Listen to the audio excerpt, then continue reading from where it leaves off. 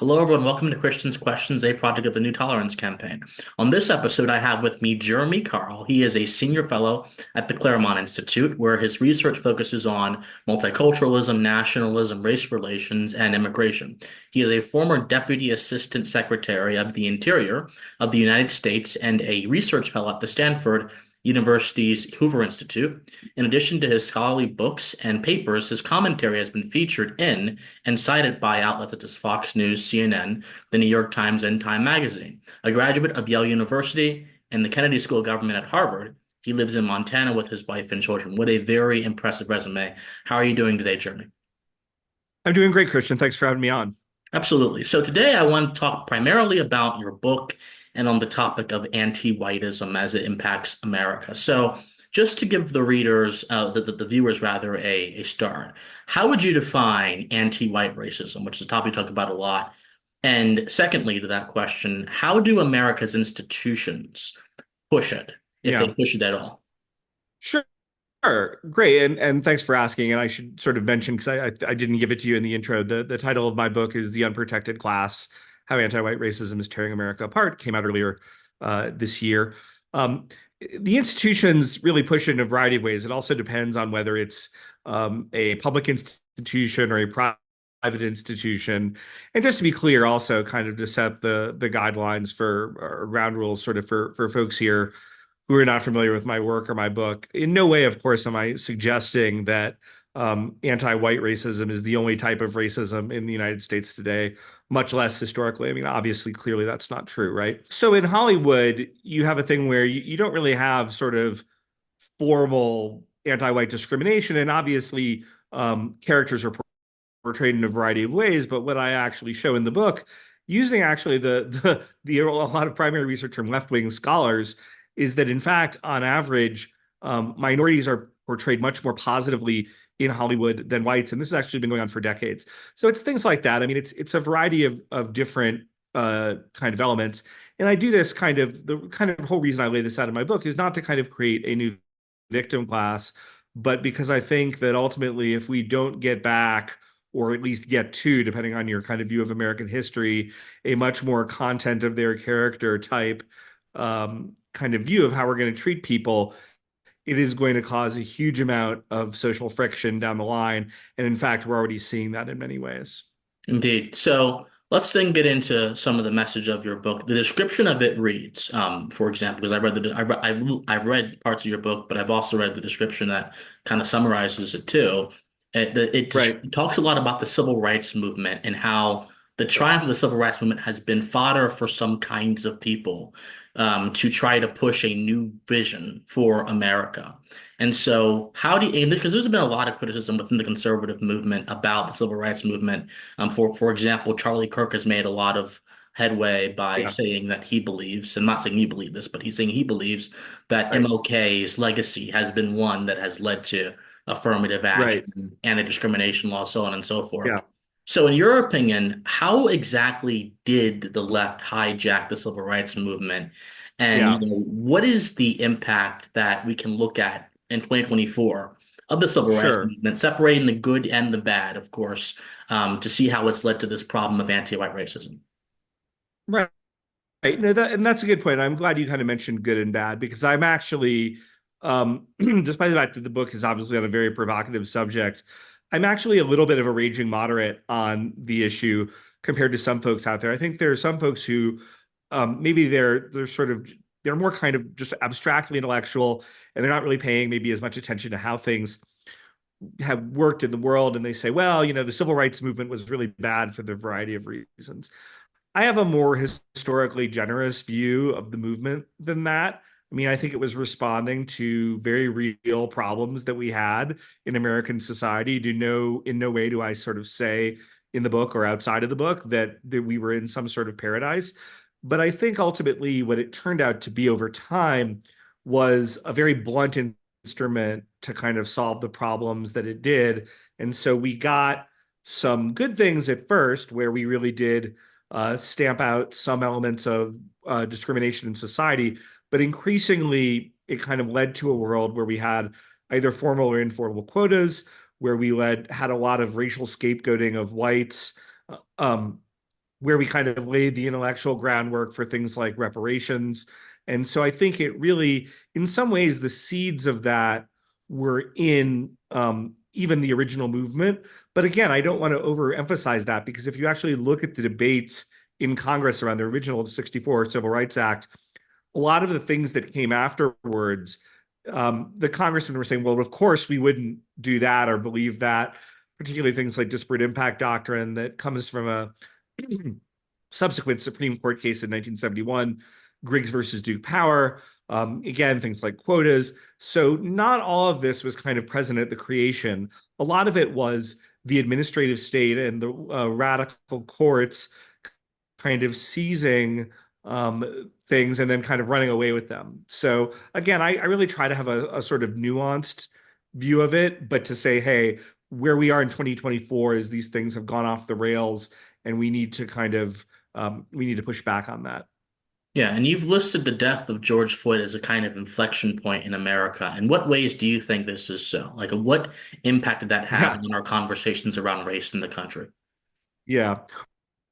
Well, I think for one thing, and this is obviously minor and personal, but it was, I think, just watching the aftermath of that, because I'd thought about these issues, I'd written about these issues, that I said, I've got to do a book like this. Um, because the conversation, again, regardless of what you think about the legalities or whether the use of force was inappropriate, it just got so out of whack with any sort of reality in terms of police killings of unarmed African Americans, which are a very, very, very rare event. I think like 13 a year or something, but some very, very small number. Whether it be an attack on policing in general, which I think you're seeing walked back, thankfully, now by voters of all races and ethnicities, but not, by the way, before we had thousands of excess murders as a result of that. By the way, most of those among Black and Brown individuals, although obviously people of every individual suffer of race suffered from depolicing. But we had um, uh, just the kind of the white guilt, the kind of corporate genuflecting, the elevation of a very corrupt Black Lives Matter movement. The whole thing was just it was like America just completely took leave of its senses. And so, I just think that it was, again, I think we're finally correcting, but what we really need to do is hold some of the really bad actors from that time to account. It can't just kind of be like, well, we're just going to pretend that didn't happen, because it did happen. Right, right. And this kind of piggybacks off of what you just said. How do you think universities as institutions have played in pushing the kind of anti-white racism? Yeah. Because we've seen a lot of criticism directed towards universities for just that. For example, I think a few years ago at Arizona State University, there were two white students that were at a multicultural center, and they were Yeah. told they couldn't be there because them being white somehow makes them a proxy for Yeah. Yeah. colonialism and violence. And so we've seen similar things happen across the country. So universities as institutions, what roles have they played in pushing this kind of sickness on the country? Well, they've been very toxic, quite frankly, and really some of the worst actors. And it's been unfortunate that there's been some combination of the right sort of ceding the universities to the left, and then some element, probably predominant, of the left kind of ruthlessly taking them over, regardless of what conservatives wanted. But as a result, we kind of have these tenured radicals in place who are sort of teaching critical race theory, who are teaching that white people are evil, and that this is a very mainstream. This isn't just like, okay, well, I'm picking on this one professor at this obscure school. I mean, this is a very mainstream views that are being taught now. I mean, with varying degrees of subtlety in our academic institutions. So I think they've been a real part of the problem. And I think that's why part of many things, other than keeping them from discriminating by race, and they're unfortunately continuing to do that despite a Supreme Court ruling that they can't. But I think we need to hold them to account for that. And we need to, in general, shrink the kind of university industrial complex, which is kind of both A, poisoning the discourse, and B, bankrupting students with huge amounts of student debt and et cetera. So I think they're huge problematic actors in this entire drama. Makes sense, absolutely. And so a lot of people may be thinking in their head, because the definition of racism itself has been kind of in flux over the past few years, really over the past few decades, I would say, as a result of Yeah, academic poisoning of the term. It used to mean something like if someone is being prejudiced towards you on the basis of like an immutable characteristic, but it kind of transitioned to right. inequity, which would mean disparity in a particular area of life, particularly Yeah, inequity and disparity between people of a certain skin color versus the majority right, population. So, how would you right. define anti-white racism? Would it be just prejudice against white people, or is it something a little bit more than that? Well, I think it's prejudice or discrimination against white people, and you can have. I'm actually not even totally averse to a definition of racism that says it's prejudice plus power, because I actually think that the Interesting. power dynamics are such in America that, in fact, while white people, of course, I'm not suggesting that white people collectively have no power or influence. I mean, we're still the majority population of the United States, but that in fact, in these institutions, and I kind of point this out all the time for people who follow my Twitter feed or read the book, there are many, many, many areas in which if I were to speak up on behalf of an African American or an Asian American or a Hispanic American, nobody would think twice about it. But if I were to use the exact same verbiage, but just put the word white into it, it would be totally unacceptable. Mm. Right. And so I think that sort of double standard is the sort of thing that I'm trying to expose. But it's certainly not that you have a different number of people of some racial or ethnic group, who have attained a certain thing, or they're in a certain university, or they're victims of crimes in a certain ways, or perpetrators of crimes in a certain ways, or they're in the job market in certain ways. I think it's just we have to have an understanding that for a million different reasons, you can arrive pretty much any way you want to split up any group. Whether it's like left-handed lesbians or by race, you're not going to wind up with like a perfect racial equality between the reference population and the number of people doing X job, right? It's never going to happen, or the people, who are doing anything, right? So it's just we have to have a sort of less narrow understanding of these sorts of terms. What would you say are the greatest instances of anti-white racism in modern times that you could just cite off the top of your Yeah. head? What would you say they are? I'd say particularly, I'd say in the job market, there's a lot of stuff now that we almost, and again, it's these sorts of things you almost don't even see them because we sort of take them for granted that, oh, of course, it just should be like that, that we should be looking to, diversify X, which means we want less white people and particularly usually white men. Um, so I think that's one severe thing. I think the way in which we talk about crime, and in particular, the way in which police violence, particularly by white police officers, has been just, again, just totally misrepresented, or the way interracial violence has been misrepresented, in which whites are overwhelmingly the victims and not the perpetrators on a kind of percentage basis. I think these are really severe things. I talk about even things in the healthcare field where whites were during COVID just deprioritized for certain types of treatment. And for the most part, everybody just kind of went along with that, which should be shocking, but it really wasn't shocking. And so I think to some degree, like my book is sort of just documenting what's right in front of people's faces, but people are either scared to mention it, or it's so much part of the environment that you don't even think it's worth mentioning until somebody says, "Hey, the emperor isn't wearing any clothes here. This is wrong." Yeah, why do you think there's this culture of fear around this topic? Because you just mentioned that if you were to use the Yeah. same verbiage to any other racial group, you would probably be met with either apathy or maybe even commendation from a lot of people. Yeah. So why do you think that the same is not true when it comes to anti-white racism?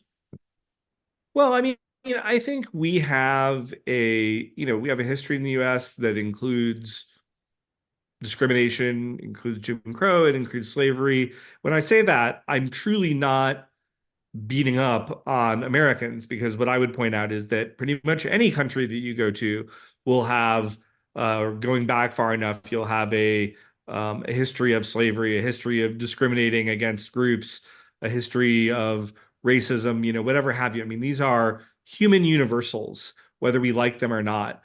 But I think certainly we are. very aware of those things in the US. We don't defend them today, which is, I think, a very admirable kind of development socially that we shouldn't take for granted, because throughout human history from biblical times onward, a lot of these things were taken for granted. And I can tell you, as somebody who's lived around the world and who's traveled all around the world, that certainly a lot of these very bad things kind of happen and are sort of par for the course in other areas. But kind of white people have been browbeaten by the educational system, and they've just kind of been cowed into silence.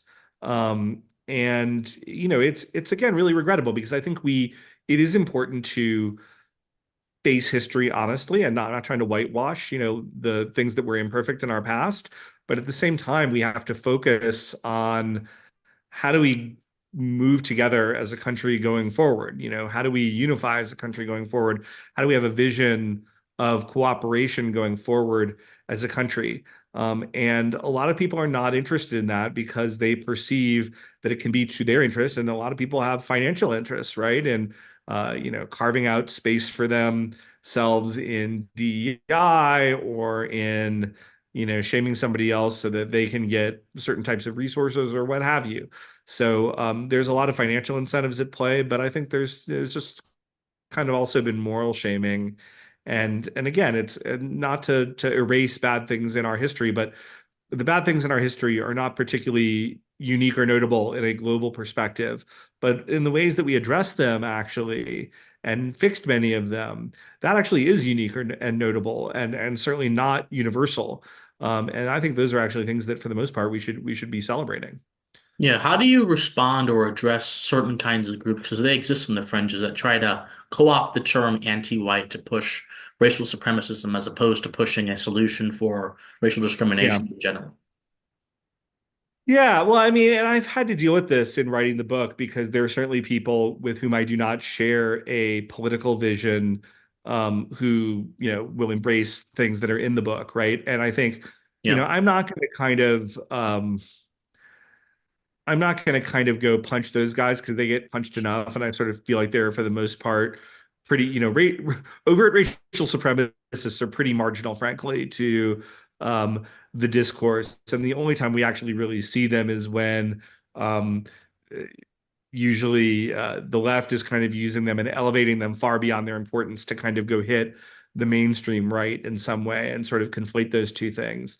But what I'd say is just ultimately, I take as a given that we are a multi-ethnic society, and that's not going to change. And so the question is, how do we go together and move forward? And we're not going to do that on the basis of racial supremacism. We're not going to do it on the basis, and again, I'm very clear about this in the book, because there's a lot of these guys who may not say, well, I'm not a white supremacist, but I'm a white nationalist. But then when you kind of try to pin them down, okay, well, how do you get from where we are to here? Suddenly they kind of start hemming and hawing, you know, because there's really no way to do that. So I sort of take where we are as a given, and I'm most kind of interested in how do we move forward as a nation to unify around a history that we can all be, for the most part, proud of.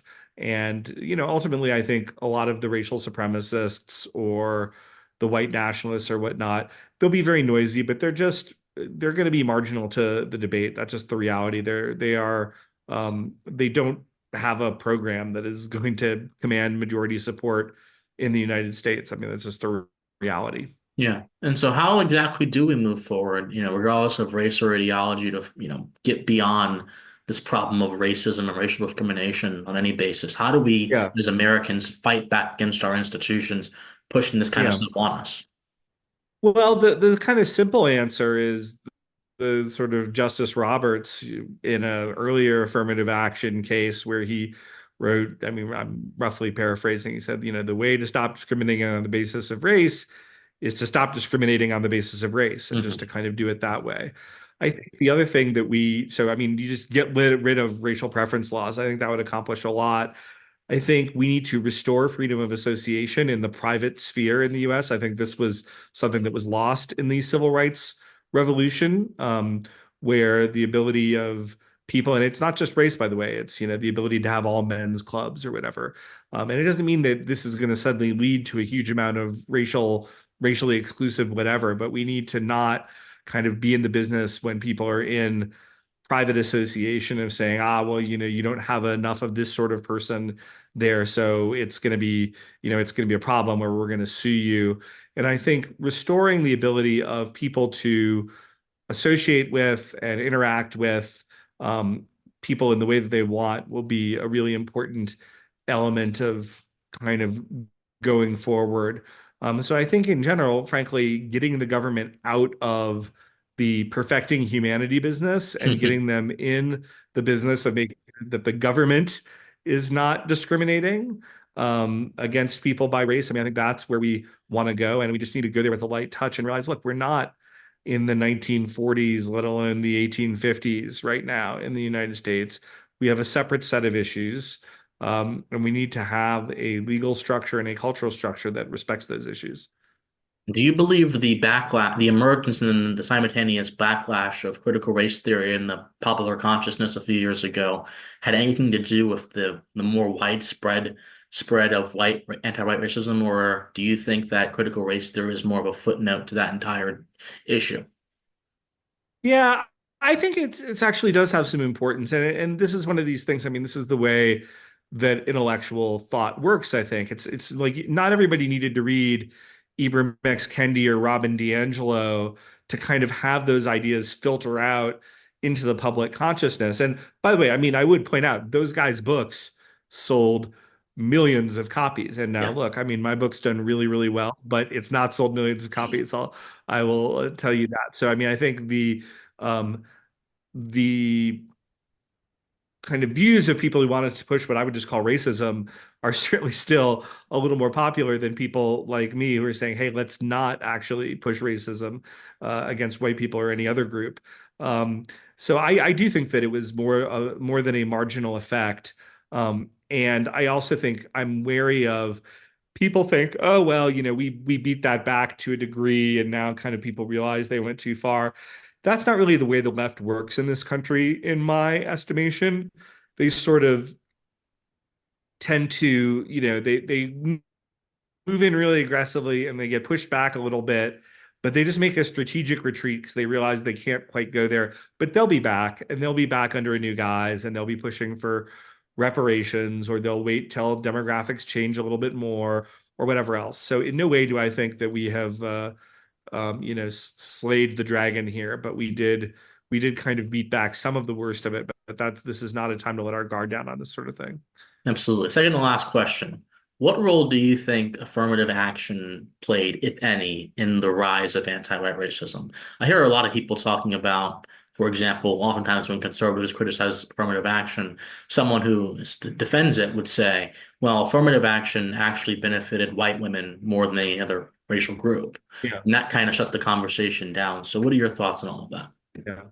Well, I think at certain times white women did benefit from affirmative action, but I think affirmative action, I think, has played a huge role, racial affirmative action in some of this. And I think one of the really poisonous things, by the way, that people don't realize about having a affirmative action policy is it allows you to do the following, and this happens all the time. I mean, universally. Um, so you've got 100 places, and you've got 10,000 applicants for something, let's say, and you give out 100 awards, and you say, you know what, I'm reserving 15 of those for Blacks and Hispanics, okay? And then, it ends up you give them, and then some white person who might have higher qualifications, at least on paper, for that, looks and they say, well, I'm really angry because I can see I have higher qualifications than this guy, and he got it and I didn't. What they're kind of missing from that, which they're right, by the way, is that actually they wouldn't have gotten it anyway. There would have been some other white guy or Asian guy or whatever who was even more qualified from them. So not only does it kind of increase the actual discrimination, but even more, it increases a perception of discrimination. And by the way, if I'm the hiring manager and I really, if I want to say something to this person who's in this position, I say, yeah, we had to give it to this Hispanic guy because that's like what my boss was saying. And it's a way of kind of, pushing it off. Now, the reality could be, and in fact, usually is, you wouldn't have gotten the thing anyway, even if it had been done with no racial preference in mind. So not only does it have the kind of damage of actually racially discriminating, but way, way more people who were not even actually victims of racial discrimination at all feel like they're victims of racial discrimination in that type of a process. And so it increases the amount of resentment that's there hugely. So I think it's a huge problem, and we just really need to get away from doing it at all. I mean, this is just one of the simplest and most important things that we can do. All right. Well, before we close out, is there anything you'd like to promote or plug, to our audience Sure. here? And thank you so much for your time, by the way. Yeah, well, no, and thank you for having me on. So the book, The Unprotected Class, you can get it at a fair number of bookstores, but the easiest way is also probably just to go on Amazon. You can order it there and see that it has a lot of kind of stellar reviews from everybody from the longest tenured commissioner from the U.S. Commission on Civil Rights to Tucker Carlson. So it's got a pretty wide variety of endorsers. So definitely would recommend folks check that out. Or if you want to follow me on X, I'm at Real Jeremy Carl, and I also have a new Substack that I've been doing stuff with, The Course of Empire, and so folks can check that out as well. Thank you so much for being here. And thank you everybody for watching.